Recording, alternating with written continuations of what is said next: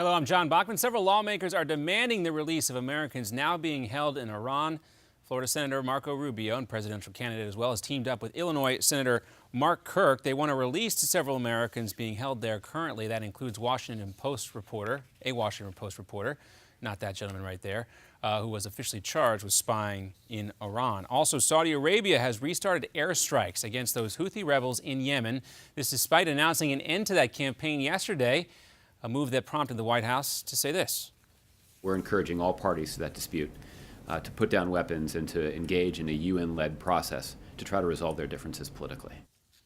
It's not going so well right now. The U.S. has also sent an aircraft carrier off the coast of Yemen to keep an eye on trade routes there. At least that's the official mission. But many are saying the ship is there to prevent Iran from sending weapons to those Houthi rebels. Iran and the rebels have denied any involvement with Tehran directly. Officials in France say that they have thwarted a terror attack on a church. A 24-year-old computer science student who had assembled an arsenal of heavy weapons was arrested this past weekend in Paris. This came after he shot himself, apparently by accident. This same student is also accused of murdering a woman who was visiting Paris. And new rules in Little Rock put the city at odds with the state.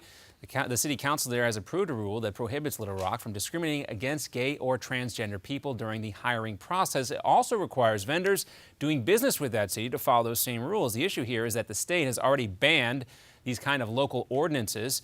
This move would also set up a legal showdown. Stay tuned for a court case. GOP lawmakers are under fire right now for a gun picture they posted online. Colorado's Ken Buck posted this picture of himself with South Carolina Congressman Trey Gowdy, also the chairman of the House Select Committee on Benghazi. Both are holding an AR-15 with American flag decorations on it. But some D.C. news outlets asked if Buck broke the district's strict anti-gun laws. Congressman Buck, though, tells The Hill there's no way that gun could ever be fired. It's just a beautiful paperweight, and call it justice with a distinctive Kentucky flavor. Officials have now indicted 9 people. They are accused of stealing barrels of bourbon from a pair of distilleries. You're looking between all the bourbon and what we have in evidence that's back there, you're looking in excess of $100,000 worth of bourbon right now that we've recovered. Well, the thieves targeted Wild Turkey and Buffalo Trace distilleries. They also produce that famous Pappy Van Winkle bourbon, which is very difficult to get.